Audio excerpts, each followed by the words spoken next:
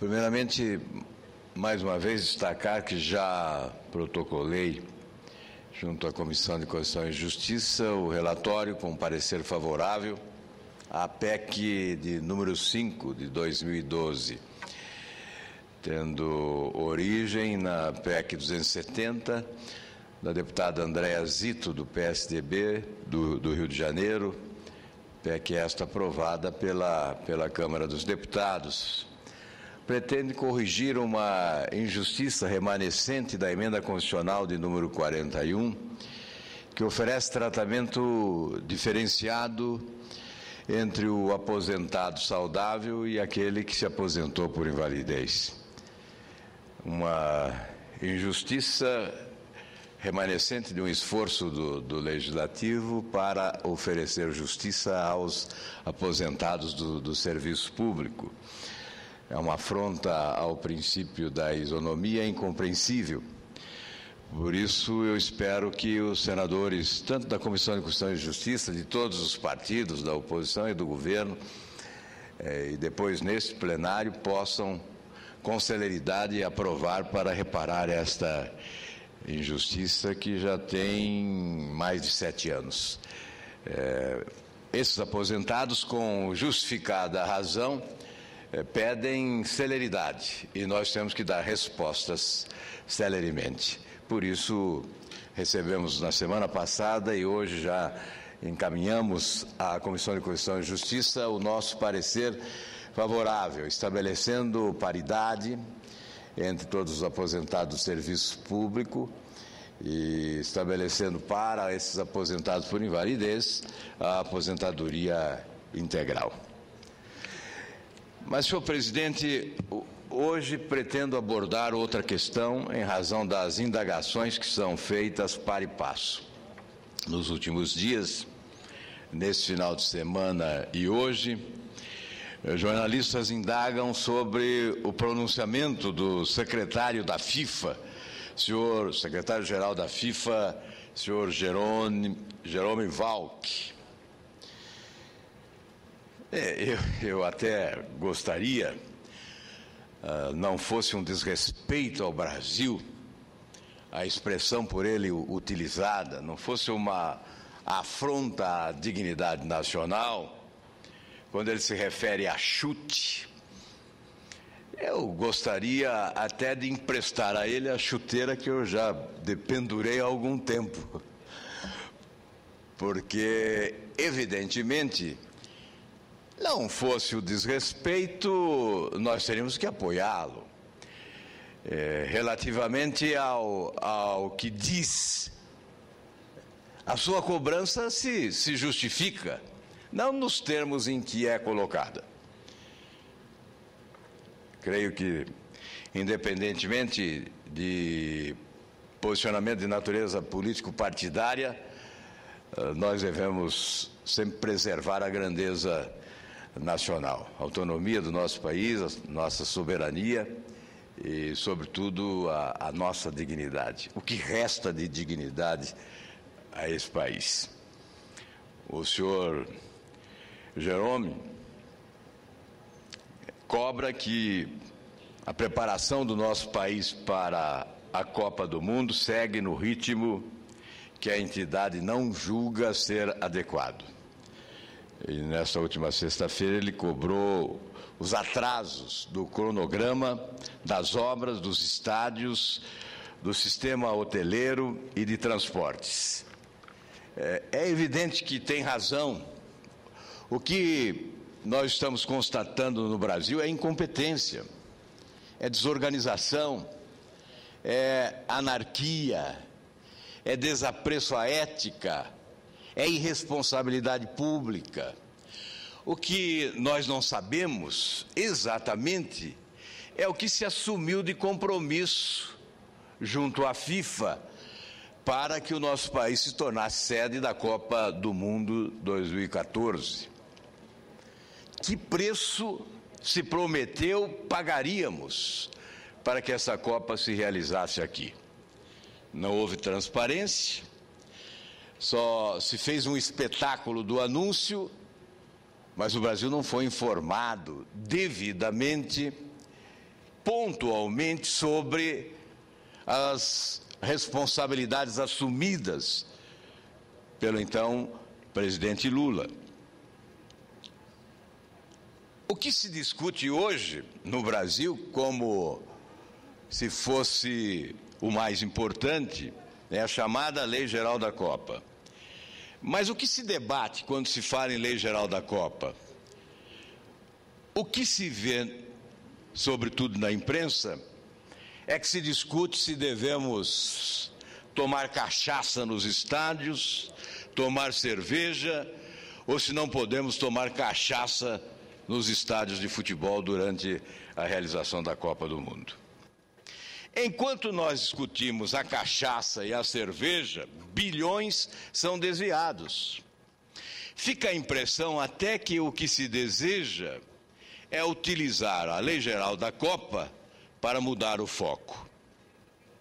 Enquanto se discute e se oferece o espaço a esse debate sobre a Lei Geral da Copa, nós estamos verificando que os estádios estão superfaturados, os recursos são públicos, as grandes empresas empreiteiras de obras públicas são privilegiadas, com taxas de juros subsidiadas pelo trabalhador brasileiro, através de recursos que têm origem no FAT e no FGTS, com transferências generosas do Tesouro Nacional para o BNDES.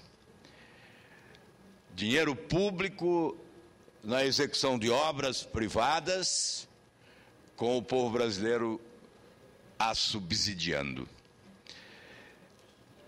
Vou ler aqui apenas alguns dados para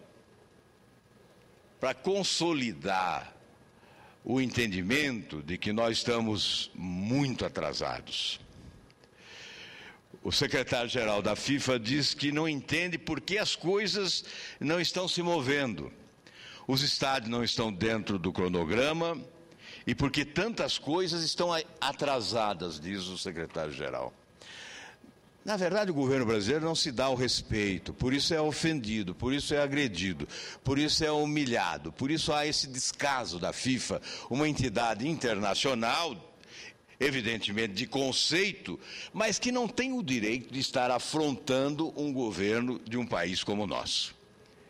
Mas o governo brasileiro se dá, não se impõe, não é? Recentemente, a presidente Dilma, quando esteve na Suíça, se reuniu com o segundo escalão da FIFA. Obviamente, isso é emblemático, isso demonstra que, ao invés de encaminhar o ministro do Esporte para esta reunião, talvez porque naquele momento o ministro do Esporte estava sendo alvejado por denúncias, a presidente ela própria se sujeitou a se reunir com esse senhor secretário-geral da FIFA. Então é evidente que este fato coloca o Brasil no chão. É um país que se humilha, que dá o direito a alguém que não tem, evidentemente, esse status todo de nos agredir desta forma. Mas os entraves da preparação da Copa são eminentemente gerenciais. Vale ressaltar que, segundo o Tribunal de Contas, o custo estimado de todas as obras da Copa está na casa de 25 bilhões, sendo apenas 8,8% de capital privado. Portanto, 8% de capital privado. E diziam, quando anunciaram a Copa do Mundo no Brasil, esta é a Copa da iniciativa privada. Não vamos colocar dinheiro público. Palavras soltas ao vento. Para nós que estamos aqui fazendo oposição, cumprindo o nosso dever, não é mais novidade. O que esse governo fala não se escreve. O que as autoridades públicas constituídas atualmente no Executivo Nacional, o que essas autoridades falam não se escreve. O último atraso divulgado diz respeito à adequação e reformas em 7 portos do país. orçadas em aproximadamente 900 milhões. Faltando pouco mais de 2 anos para o Mundial, 6 dessas obras ainda nem começaram. E quando nós falamos em portos, é bom destacar que, recentemente, quando se fez o ranking dos portos em 20 países, os portos do Brasil ficaram exatamente em 20º lugar. Ou seja, os portos estão desestruturados, estão sucateados. E o governo brasileiro está atrasado em relação àquilo que prometeu à FIFA no que diz respeito à recuperação dos nossos portos. Os bancos, Caixa Econômica Federal e BNDES, lideram o ranking da origem dos recursos. Os recursos públicos, o jornal O Globo, em matéria divulgada recentemente, diz que o gasto com os 12 estádios, previsto em 4,1 bilhões, 57,6% acima do que foi previsto inicialmente. Mineirão, Fonte Nova, Maracanã, Cidade da Copa, Pernambuco e Arena da Amazônia são os responsáveis pela inflação na estimativa de investimento. Na conta ainda não estão incluídos os recursos para a realização do estádio do Corinthians em São Paulo, cuja maior fonte de recursos será o BNDES. Esse estádio está orçado em mais de 800, embora já se tenha falado também que superaria 1 bilhão. O custo da construção do estádio Mané Garrincha, aqui em Brasília, por exemplo, que está sendo construído em fevereiro passado, após nada menos que 11 aditamentos de contrato e o planejamento e execução de 2 novas licitações, a conta chega a 907 milhões, um acréscimo de 236 milhões. E nós verificamos, para a saúde não há recursos, para aposentados não há recursos, para estradas não há recursos, estão esburacadas, não há recursos para obras de infraestrutura, para a segurança pública não há recursos, para os policiais não há recursos para salários. Mas nós estamos aqui falando num estádio, o estádio de Brasília, 236 milhões de acréscimo. E não sabemos o preço final desta obra, mas já temos um acréscimo de 236 milhões, mais de 907 milhões para um estádio de futebol em Brasília. Quando é que vamos lotar esse estádio de futebol depois da Copa do Mundo? Em relatório do dia 9 de fevereiro, o Tribunal de Contas apontou alguns procedimentos adotados pelo consórcio executor dos trabalhos e pela nova CAP, que subsidia a obra, que podem explicar em parte a escalada de custos.